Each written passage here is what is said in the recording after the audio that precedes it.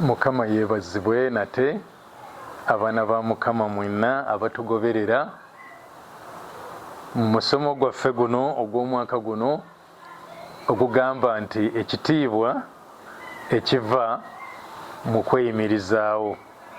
Bwe twogera okweyimirizaawo tuba tutegeeza nti n'obeera nga ensonga ezikukwatako okulya, kunywa, kwambala, kusula ng'osobola okubeera nga gwe kennyini gw'ozesinkanira nga tozirekedde balala oba mulala okubeera nga yazivunaanyizibwako, okubeera ng'osobola okweyimirizaawo. Twakatambula ebitundu 12 era kati kino kye 13, naye njagala weebuuze bw'obanga kino ky'osookeddeko manya nti emabega eriyo 12 by'otannaba kubeera nga olaba. Kati nga oyagala okubiraba olina kubeera ng'osubscribinga n'osobola okubiraba. Ate ku mmwe abasobola okuyingira mu inbox yange kirungi ne muntegeeza n'embeera ng'emisomo egyo ngibaweereza. Tulina ne kaakati emisomo 10 nga giri wamu, ogwasooka okutuuka ku gwe 10 giri wamu. Osobola okuŋŋamba ne ngikuweereza omulundi gumu n'obeera nga teweetaaga gendanga ku YouTube naye ng'ogirina ku ssimu yo. Kaakati abantu abamu balowooza nti omuntu okutuuyana n'okola emirimu gyo kibanga ekiraga nti oli wansi wa kikolimo, kibanga ekiraga nti toli mwana wa Katonda, kuba eriyo abamu ababivunula nga baga nti affe tuli balangira, tuli baana ba Katonda, Katonda waffe kabaka, ffe tuba balangira, n'olwekyo ebyokukola si kitundu kyaffe. Naye njagala olwaliro okwogera ku kintu ekyo nti okukola oba obutakola, okukola oba obutakola, kyenjagala okwogera ku tuteekeddwa okubeera nga tukola. Naffe abakkiririza mu Mukama abalina Katonda okubeera nga ye kitaffe, era naffe kitugwanidde okubeera nga tukola. Oyinza okubeerako nga waliko mu maka agamu oba gye wakulira ng'abaana ng'awaka mumaliriza ng'emirimu egisinga tegibatumibwa kugikola kubanga waka waliwo abakozi. Kati n'okulira mu mbeera erowooza nti omwana ye takola, omukozi yakola. Naye kaakati njagala tulabe nti okukola ekisookera ddala kabonero akalaga nti oli mulamu. Kasita obeera ng'oli mulamu ng'ate oli mu bulamu buno olina okukola, kubanga n'ebyawandikibwa bitulaga nti okukola kukoma mu bulamu buno bwokka. Bw'ova mu bulamu buno tekikwetagisa kuddamu kukola, naye bw'oba okyali mu bulamu buno bwe tulimu kikugwanidde okukola, ng'ekimu ku biraga nti oli muntu mulamu. Atakola aba takyali mulamu okusinziira ku byawandiikibwa. Naye njagala tuviire ddala ku bigambo bino eby'okukola gye byatandikira, kuba abamu twagala nnyo okubitandisiza mu Lubereberye 3:17 ne tujjayo nti Katonda n'akolimira ettaka ng'omuntu amaze okwonoona, omuntu n'abeera ng'olwo kimugwanidde okutuuyana alyoke asobole okubeera ng'afuna ekyokulya. Naye njagala okubategeeza okusinziira ku byawandiikibwa nti omuntu ne bwe yali tannayonoona okukola Katonda yali yakumuteerawo nti alina okukola, ng'okwonoona tekunnaba kujja mu nsi, omuntu yali ateekeddwa okukola, era n'ebyalya byali birina kuva mu kukola kwe. Lubereberye essuula 2 olunyiriri olw'15.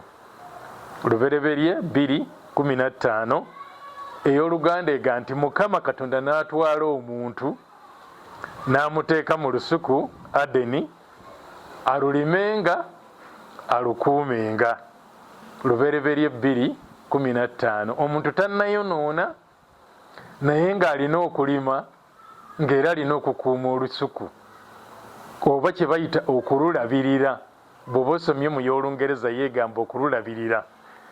Katonda n'atwala omuntu mu lusuku naye ng'olusuku olwo omuntu kimugwanidde okululimanga n'okululabiriranga kwega n'okukolanga ebirala byonna ebinaaleetera olusuku olwo okubeera nga weeruli, nga luli mu mbeera nnungi, ng'omuntu yavunaanyizibwa, ng'ogwo mulimu omuntu gwe yali alina okukola newankubadde nga yali tannayonoona. Kati olunyiriri olw'16 njagala tulwetegereze nalwo luga nti Mukama Katonda n'alagira omuntu n'amugamba nti buli muti ogw'omu lusuku olyangako nga bw'onooyagalanga. Buli muti gwonna ogw'omu lusuku onaalyangako nga bw'onooyagalanga. Kati kyenjagala twetegereze wano kiikino nti ekireetera omuntu okuba ng'asobola okulya ku buli muti oguli mu lusuku nga bw'anaayagalanga kwe kubanga olusuku asobodde okululima era n'okululabirira n'okulukuuma. Senga talulima n'okulukuuma n'aba nga talukuumye nga talulabiridde, kiba tekimugwanira kulya bibala byamu. Naye kati ng'amaze okubeera ng'atuukiriza omulimu ogwo oba obuvunaanyizibwa obwo obw'okululimanga n'okulukuumanga, kyempise okululabiriranga, kati Mukama n'alyoka amugamba nti kati kimugwanidde okulyanga ku bibala eby'omu lusuku olwo nga bw'anaayagalanga. Senga talulima ne lumaliriza nga luzise, n'atalulima ne lumaliriza nga luzise, aba tajja kusobola kubeera nga afuna ebiva mu lusuku. Senga talulima n'okululabirira, aba tajja kusobola kubeera nga afuna ebiva mu lusuku. Naye obuvunaanyizibwa bwa butuukiriza n'aba nga alulima era n'abeera nga alulabirira, tujja kumuviiramu ebibala asobole okubeera nga alyangako nga bw'anaayagalanga. Kati ekyo kyetusoma kyo kyaliwo nga omuntu tannaba nakwonoona. Kino kyo ekyokubeera nga omuntu amaze okwonoona, Mukama n'abeera nga ayogera ebigambo era bye tugenda okusoma, ekyo kyaluvannyuma. Naye nga omuntu tannaba nakwonoona, kyali kimugwanidde okubeera ng'akola, ng'alabirira olusuku lulyoke lumuviiremu ebibala by'anaalyangako nga bw'anaayagalanga. Kati bwe tulaba ng'omuntu amaze okwonoona, mu Lubereberye essuula ey'okusatu olunyiriri lwa 17 tulaba nga Mukama agamba bw'ati: n'agamba Adamu nti kubanga owulidde eddoboozi lya mukazi wo n'olya ku muti gwe nakulagira nga njogera nti togulyangako, ensi ekolimiddwa ku lulwo. Mu kutegana mw'onajjanga ekyokulya ennaku zonna ez'obulamu bwo. Ngenda kuddamu okusoma ekyawandiikibwa ekyo, naye kino kyo ng'olwo okwonoona kumaze okubeerawo. Katonda agamba omuntu, n'agamba Adamu nti kubanga owulidde eddoboozi lya mukazi wo n'olya ku muti gwe nakulagira nga njogera nti togulyangako, ensi ekolimiddwa ku lulwo. Olwo ensi n'ekolimirwa, kati embeera ate ne yeeyongera okusajjuka. Luli abadde alina okukola n'okulabirira olusuku alyoke alyenga ku bibala byonna by'anaayagalanga. Naye kati ate ensi ekolimiddwa, Kaakati mu kutegana ku mw'onojjanga ebyokulya ennaku zonna ez'obulamu bwo, nga kitegeeza ebbanga lyonna lye mmala nga ndi mulamu, okulya kwange kulina kuva mu kutegana kwange, kulina kuva mu kukola, mu kutakabana. Ebbanga lye mmala nga ndi mulamu, y'ensonga lwaki nabagambye nti akabonero k'obulamu akalaga nti oli mulamu kwe kukola. Omulamu akola, oyo ye atakola aba talaga nti mulamu. Kankiddemu, omulamu akola, naye oyo yenna atakola aba talaze nti mulamu. Ennaku zonna ez'obulamu nga tulina kubeera nga tutegana tulyoke tufune ekyokulya. Njagala kweyongerayo okwo kati nvudde mu lubereberye kaŋŋendeko mu mubuulizi. Mu mubuulizi atulaga nti okukola kwa mu bulamu buno bwokka mwe tuli. Bw'ova mu bulamu buno kiba tekikwetagisa kukola. Naye kati kankubuuze nti bw'oba nga ggwe tokola nga tokukola kwa mu bulamu buno, kati gwe olikolera mu bulamu ki? Kuba okukola kwa mu bulamu buno bwokka mwe tuli. Bwe tuva mu bulamu buno ne tugenda awalala, ebyo teri kukola. Kati bw'obeera mu bulamu buno nga tokola, olwo olikolera ludda wa? Mubuulizi 9 olunyiriro 10 lugamba, buli kintu omukono gwo kye gulaba okukola okikolanga n'amaanyi go, kubanga tewali mulimu newankubadde okuteesa, newankubadde okumanya, newankubadde amagezi mu magombe gy'ogenda. Buli kintu omukono gwo kye gulaba okukola okikolanga n'amaanyi go. Okolanga ekyo omukono gwo kye gulabye okukola, naye ate okikolanga n'amaanyi go. Tokozesa bugayaavu, tokozesa kulagajjala, oteekamu amaanyi go gonna n'okola n'amaanyi go. Lwaki? Kubanga okukola kukoma mu bulamu buno. Bwe mbuvaamu mba sikyetaaga kukola. Amakulu nga nkyali mu bulamu buno neetaaga okukola, kiŋŋwanidde okubeera nga nkola. Kasita mbeera nga nkyali mu bulamu buno, kiŋŋwanidde okubeera nga nkola. Ng'akabonero akalaga nti ndi mulamu, nina okweyimirizaawo. Ekitiibwa ekiva mu kweyimirizaawo. Nina okweyimirizaawo okulaga nti nno ndi mulamu. Okukola kukoma mu bulamu buno. Kwa mu bulamu buno Katonda yateekawo okukola emirimu nga kwa mu bulamu buno mwe tuli. Bwe nva mu bulamu buno mba sikyetaaga kukola. Kati era ekibuuzo kidda gye ndi nti ggwe akyali mu bulamu buno naye nga tokola, kaakati ggwe ogenda kukolera ludda wa? Njagala tweyongereyo tulabe nti omusajja wa Mukama Musa, Bayibuli etulaga nti yawandiika Ezabbuli eno ey'ekyenda. Naye mu kuwandiika kwe Zabbuli eyo ey'ekyenda Musa ayogera ku Mukama Katonda okubeera ng'ekitiibwa kye kirabika gye tuli, ku ffe ne ku baana baffe. Omulimu gwa Mukama gulabikire ku ffe. Naye nga gulabika gutya? Gulabika nga Mukama Katonda anyweza emirimu egy'emikono gyaffe. Nga Mukama anyweza emirimu egy'emikono gyaffe. Kye bayita okuginyweza kye kikwe kubeera nga bwe tufuluma ne tukola emirimu gyaffe, Mukama agirabye omukisa. Ng'okukola kwaffe Mukama akulabye omukisa. Olwo emirimu gya Mukama ne girabikira ku ffe, ate era n'ekitiibwa kye ne kirabikira ku baana baffe. Ngenda kusoma ennyiriri ezo 2, Zabbuli ey'ekyenda olunyiriri olw'16 n'olw'17.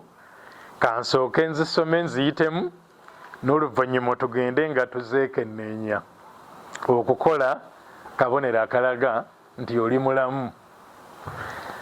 Omulimu gwo gulabikirenga ku baddu bo, ategeeza omulimu gwa Mukama gulabikirenga ku baddu be. N'ekitiibwa kyo kirabikirenga ku baana baabwe, era n'obulungi bwa Mukama Katonda waffe bubeerenga ku ffe, era otunywerezenga emirimu gy'emikono gyaffe. Ate era n'akiddamu nti weewaawo emirimu gy'emikono gyaffe oginywezenga.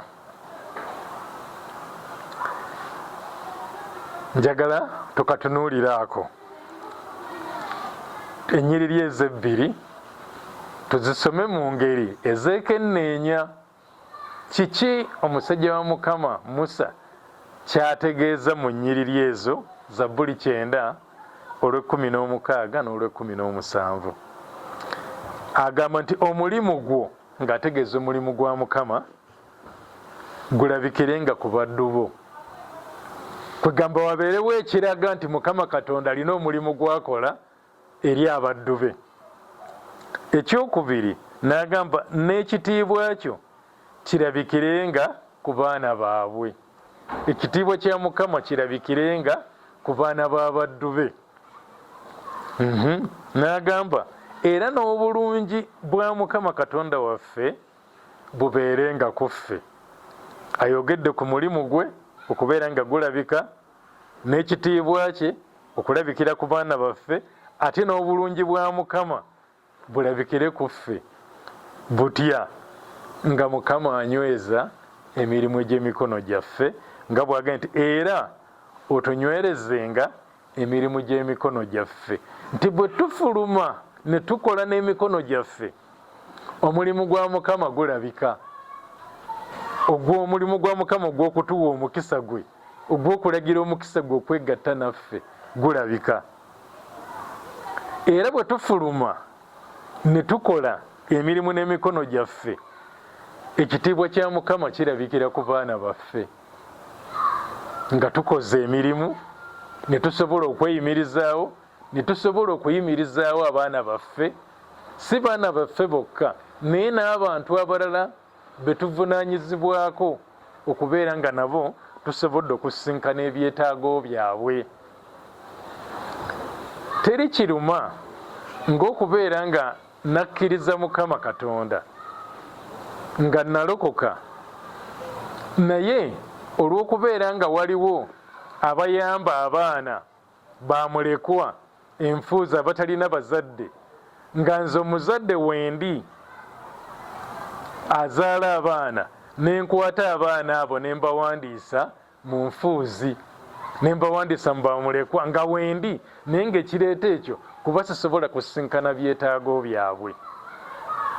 Ekitiibwa kya Mukama kirabikira kitya ku baana bange mu mbeera efaanana bw'etyo, ng'abaana nze omuzadde wendi naye nga mbafudde bamulekwa, nga mbawandiisizza mu bamulekwa? Tekiyinza ekitiibwa kya Mukama okulabikira ku baana bange nga mbawaddeyo okubeera bamulekwa naye nga nze abazadde nkyali mulamu. Agambye n'ekitiibwa kyo kirabikenga ku baana baabwe, era n'obulungi bwa Mukama Katonda waffe bulabikenga ku ffe. Bwe tufuluma ne tukola emirimu n'emikono gyaffe, Mukama n'atuwa omukisa, obulungi bwa Mukama bulabika ku ffe. Tulemesezza obulungi bwa Mukama okulabika ku ffe bwe tuba nga tetufulumye kukola mirimu egitugwanidde okukola, nga tetwekoleredde okusobola okweyimirizaawo. Bulungi ki bw'ogenda okunyumiza abantu abalala nga bo be bakuyimirizaawo, ng'oli yakulabirira? Bw'abeera ng'oli yakulabirira, onoomubuulira otya obulungi bwa Mukama? Era obulungi bwa Mukama ndowooza bumalirize nga bulina oli akulabirira, so si naawe gwalabirira. Naye obulungi bwa Mukama bujja kulabikira ku ffe, bujja kulabikira ku bulamu bwaffe senga tunaabeera nga tufuluma ne tukola emirimu n'emikono gyaffe. Olwo Mukama n'anywezanga emirimu gy'emikono gyaffe, n'awanga omukisa emirimu gy'emikono gyaffe. Yamaliriza n'olunyiriri olwo ng'agamba nti era otunywerezenga emirimu gy'emikono gyaffe, ate n'akiddamu nti weewaawo emirimu gy'emikono gyaffe oginywezenga, nga akola essaala eyo nti Mukama nga tufulumye ne tubeera nga tugenze ne tukola emirimu ne tutakabana ne tufaayo okubeera nga twekolerera. Mukama wa omukisa emirimu gy'emikono gyaffe, ekitiibwa kyo kirabikire ku baana baffe, omulimu gwo gulabikire ku baddu bo, n'obulungi bwo bulyoke bubeerenga ku ffe. Tujja kugenda mu maaso n'ebyawandiikibwa ebirala bingi nga tulaga nti okukola si kikolimo, naye okukola kabonero akalaga nti omuntu mulamu. Ate tulabye nti mwengenda n'enkola emirimu gyange Mukama n'agiwa omukisa. Emirimu gya Mukama girabikira ku nze, ekitiibwa kye ne kirabikira ku baana bange, ate n'obulungi bwe ne bubeera nga bulabikira ku nze. Njagala obulungi bwa Mukama bulabikire ku ffenna, mwenna abangoberera. Njagala obulungi bwa Mukama bulabikire ku mmwe. Njagala ekitiibwa kya Mukama kirabikire ku baana bammwe, era ne Mukama kyayagala, ayagala ekitiibwa kye kirabikire ku baana baffe. N'omulimu gwe gulabike, naye tegugenda kulabika bwe tubeera nga tetufulumye kukola. Tujja kuziyiza Mukama mu ngeri gy'anaatuwaamu omukisa. Tujja kumulemesa otuwaamu omukisa bwe tuba nga tetufulumye okubeera nga tukola. Naye tukole emirimu gyaffe. Okukola kabonero akalaga nti ndi mulamu, ate okukola kuli mu bulamu buno bwokka mwe tuli. Okulya kwaffe kulina kuyimirirawo kuyita mu kutegana kwaffe.